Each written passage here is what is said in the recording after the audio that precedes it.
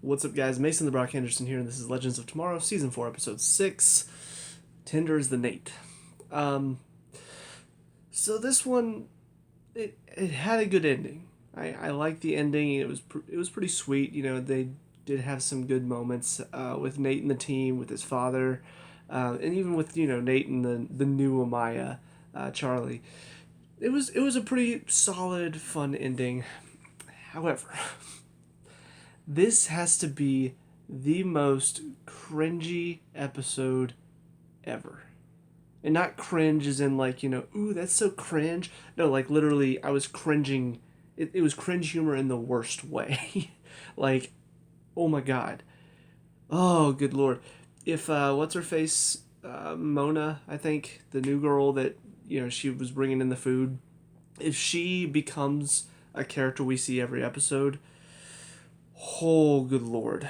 She was funny in little instances and little quirky scenes with Gary because you could see they had kind of a bond forming, and I think he had a bit of a thing for her. Um, but it seemed like they were having like a quirky, fun little moment, and that was good. That was fine because it's little quirky scenes with Gary and then this girl. That's it. And Gary's not a main character because if he was, he would be too annoying.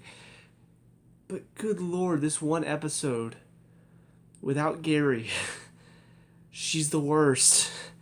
Not as bad as Felicity, but she's the worst. I mean, good lord. At the end, Ava's going to talk to her. She's like, you're right. We do need a little bit of humanity around here. I'm like, okay, yeah, sure. Maybe be more human to your prisoners. Treat them with a bit more respect if that's what you want to go with. But what she's doing, that's not humanity. That's stupidity. She's causing issues. Like, yeah, she's got good ideas, but she herself is not good. Like, everything she's done since she got there is fireable. But of course, they're not going to because. And that's why she's like up there with Felicity, because Felicity's the same way. She'll do stuff that should get her punished, but she never actually feels the repercussions. Only the other people around her. Same thing with Mona.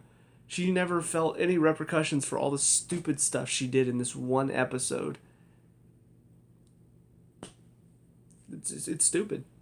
I get the fact this is a comedy show, so yeah, maybe sometimes you have to suspend your disbelief. But no, that was dumb. Everything to do with her and Nora and Ava being trapped in the room. Oh, like I swear it was like watching I wonder if she was actually a fan of the show because she like, oh my god, it's like how do I best describe it? It'd be like somebody who takes the show for real, and then they go to like a con and they see the actors there. It's like, oh my gosh, you guys need to be together. Why are you not already together? Oh my gosh, you guys are the best. Ah, like that's pretty much how she is. This is a character in a show. She's acting this way, and I'm already annoyed by those people in real life. So yeah, definitely not a lot of fun to be had. It was kind of funny to see Ray was trapped inside the letter the whole time. That was funny. But everything else surrounding that whole story. Mm, and then the stuff with Nate and his dad, until the end, it was pretty frustrating just because it was kind of cringe comedy, but not in the same way as, like, what Mona was doing. Like, it was more Nate and his dad just don't get along, and so you just feel like every moment they say something and then the other one gets pissed off and the other one gets pissed off, and I don't know, it's not the type of humor I like to see on this show. They didn't really play it any different way than I'm used to seeing it, and it was just kind of, it's been done. I'm used to seeing the father who doesn't accept his son no matter what he says, and his son has good ideas, but he just keeps shutting him down, and then by the end he realizes, oh, my son's ideas are good. But then again, it ends on probably a note that only the Legends could do, which is his father picks up the guitar and starts playing and singing. And I mean, Sarah even says it. She's like, and that's how you end a Legends mission. I'm like, exactly. That is something that only Legends of Tomorrow would do, at least in the CW DC universe. So I did appreciate a lot of what they did at the ending with them. It's just throughout most of the episode, I was not having fun. I was frustrated. I was cringing. I was not enjoying myself. and that's a problem. Although I will say the opening when Sarah comes in for Ava's birthday to give her a very special present, and then all of a sudden Nate's dad walks in, and then at first you think, oh wait, she's not there. Oh okay, I guess maybe she was just imagining Sarah doing this, and all of a sudden you see Sarah's shoe drop on the chair, and you see her like behind Nate's dad, like silently moving around to grab the shoe and stay hidden. I'm just like, okay, that was a very clever setup. But yeah, for the most part, this episode was not one of my favorites, and it's just because the comedy for me didn't work. There might be people who enjoy that type of comedy and who enjoy a character like Mona coming in and being all like, "Oh my gosh, yeah, I'm so happy to be here," but she's she's not grown on me at all. She was funny in that one episode where Gary and Nate were there on Thanksgiving, but aside from that, not not a fan of her for this one. So yeah, that's about it for this one. Now on to the next episode. See you there. And episode 7, Hell No Dolly. God. I don't know. I don't know what it is about this season, but this is a weird season. I mean, Arrow and Supergirl are actually catching my attention, and Legends is probably my least favorite show right now. I don't get it. What is the girl playing Mona? Is she related to the director somehow? So they're just like, oh, we'll give her a story. Why? Why? She's not that great of an actor. When she gets hit and her knee gets scuffed, like bad, she's limping on the wrong leg. And it's not even a convincing limp. She's not that funny. The humor that they've got for her is two notes. Cringe humor, or now they've got love triangle humor, because Gary actually does like her. And then Nate tries to talk to her about it, and she's like, oh, yeah, I feel like there's a guy, I like him, I'm not sure if he likes me, talking about the Kupo? No, not Kupo, that's Moogles. Kaupu? I don't remember. It's the Hawaiian werewolf looking thing. She likes him, and she's talking to Nate about it, and they mix each other up. She thinks he's talking about the werewolf guy, he thinks she's talking about Gary, even though most of what she said doesn't relate to Gary at all. And it would be so easy if Nate would just be like, you're talking about Gary, right? Like, this does not happen in real life. Why do TV shows think this happens in real life? Nobody talks like this. Nobody's like, I know who you're talking about, but I'm never going to say his name because that would be weird. And then just, I don't know, some guys break in to the Time Bureau. They break into the Time Bureau and they have information on how to steal this thing. Why? And apparently they've been in before because she noticed he's been hurt. I guess these are the people that hurt him. I don't know how. I don't know why. But how are they breaking into the Time Bureau? I'm guessing this has something to do with maybe, like, I don't know, Nate's father possibly. Like the experiments he's wanting, the Project Hades or whatever. Maybe that has something to do with this, but why is Mona involved? Why couldn't we have Nate and Gary dealing with this? I'd prefer Gary over Mona right now, and that's saying something because I don't prefer to have Gary be like a main character. Oh, God. So yeah, there's that. Constantine's being stupid again. So there's that. Apparently, this guy he fell in love with, he decided to try to help him out by binding his soul to a demon that then Constantine sent to hell, and so that's how he lost him. But of course now he's like, oh, I know, I'm just going to change it to where now Desmond doesn't want to bind the demon. So how do you get rid of the demon? This powerful demon, the one that the only way to get rid of it was to have the guy you love bind his soul to it and you send them both to hell. Now, he doesn't do that. So tell me, Constantine, how do you get rid of the demon that way? Oh, I'm guessing you don't. I mean, don't get me wrong, I get Constantine's kind of an idiot from time to time, like he's a lone wolf, he wants to do things his own way, but this is like going above and beyond. Like even I feel like Constantine would look at this and go, you know what? I feel like this is going a little too far. Because this is actually a big deal in time. Me sending this demon to hell was a big point in time. If I didn't do this, he would be able to run amok and create who knows what kind of havoc. But he doesn't think about that. He just thinks about himself. He thinks about how selfish he is and how, oh, I don't want to deal with that hurt, so I'm just going to change that. And now we're going to deal with the consequences. The magical creature in this one, I think they called it a Dibith, possibly. Um, Interesting concept. You know, he possesses a little doll. Apparently goes on like a murder rampage. I mean, not a bad concept. And I like the fact that he possessed the Martin doll. Sorry. Um, but yeah, I like that little thing, and then them fighting the doll at the end is kind of funny.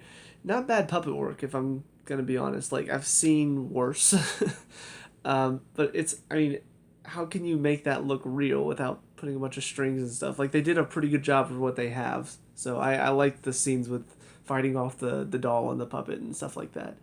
Uh, Ava and Mick's whole spat, I don't know, feels a little forced. Mick's been writing the stories, and so he's been creating the three-breasted woman, Grimalda, I think.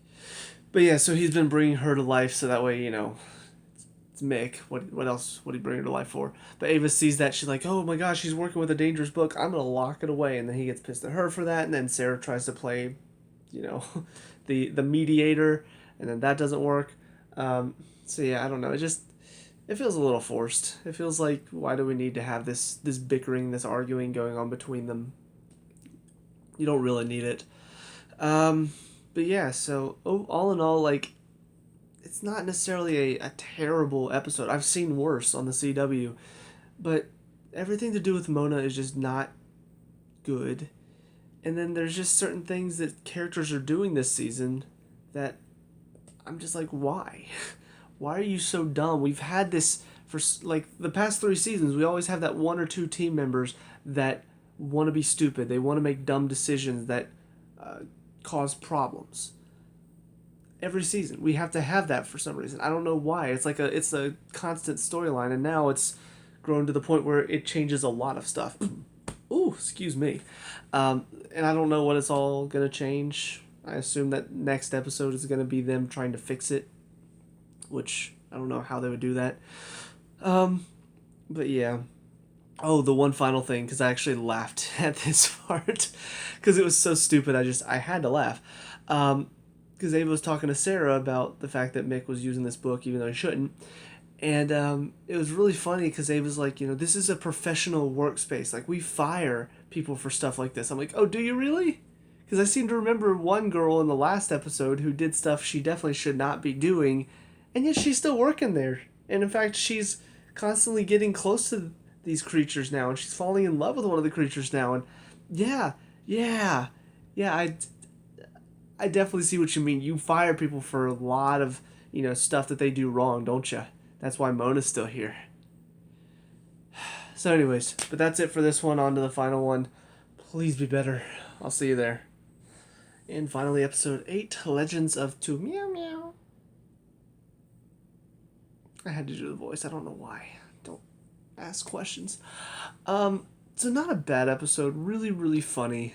Step up from the last 2 for sure. But yeah, I mean, just there are a lot of fun moments with it. Callbacks to the old shows. Even with like the title, like screens with the names popping up and everybody looking at the camera, and it was real fun. And also just kind of seeing the different ways that things could have turned out if Constantine hadn't joined the team, which I figured, I think we all knew when we started that this is how it was going to be. It's going to be, oh, Constantine doesn't join the team. Well, they never really solve any of the problems, and things just keep getting worse until he decides to come back to the team. The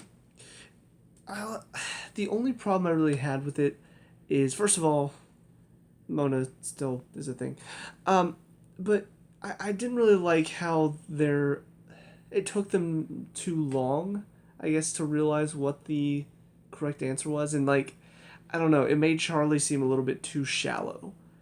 I don't know, it's not like I don't understand. Like, they did explain why. She said to Zari at one point, she's like, I used to be able to shapeshift forever. When I can't shapeshift, then I keep living and I start aging. So when I shapeshift, I get reborn. So it's like, okay, I get that, but yeah, it makes you really shallow. I mean, Zara even calls her out on it. It's like, you did all this so you could stop aging? Like, that's why you wanted to do this in the first place? So, she calls her out on it, rightfully so. And then, even in the end, like, she goes back to the legends to try to get them to stop Constantine from changing things back to normal because she just wants to be able to shapeshift. I don't know. I didn't really like that. It made her feel shallow. And she's not necessarily been a shallow character. She's not been my favorite character on the team. But it's been interesting to see she is one of the fugitives. And the team has been building kind of a bond with her, and she's been growing to be a part of it. I mean, we've seen this before. It's not like we've not seen this type of arc before on the show, but I've liked how they've handled it so far. But this episode in particular made her seem a lot more shallow about everything.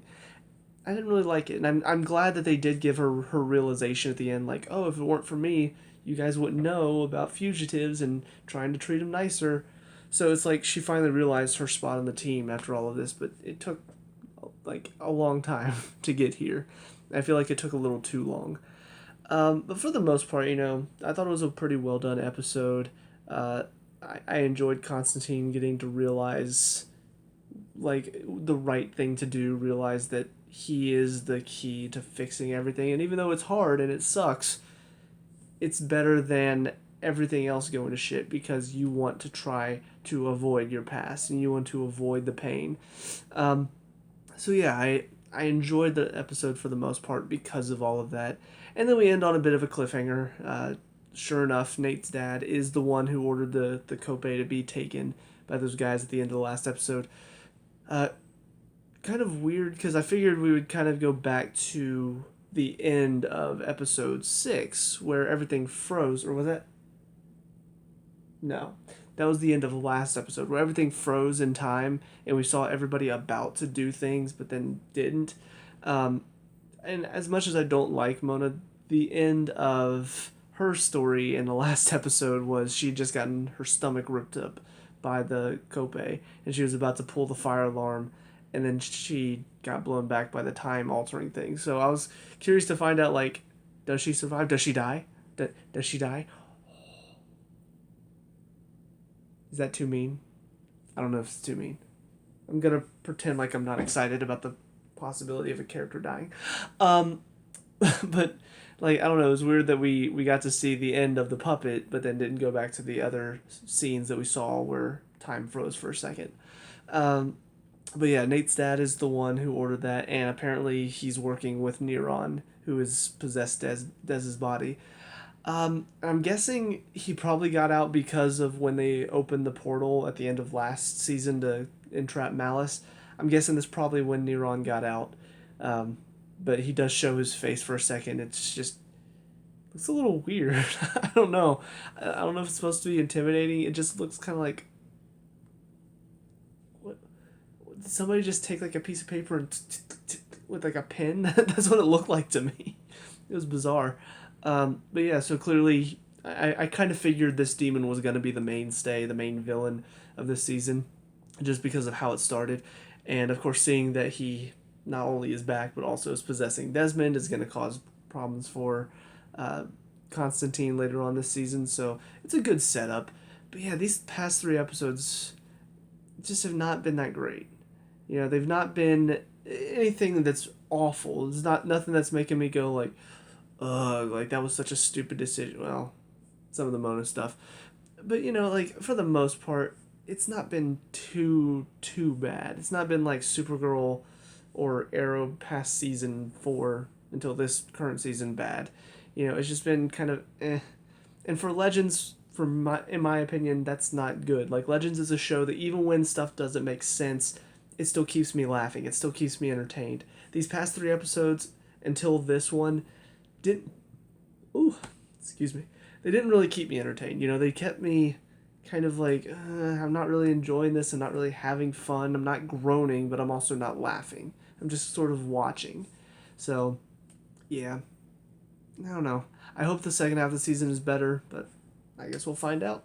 But let me know what you guys think down in the comment section below. What were your thoughts? Let me know. We can talk about and discuss all the good stuff. Leave a like and subscribe for future Legends of Tomorrow reviews, and I'll see you guys in the next one.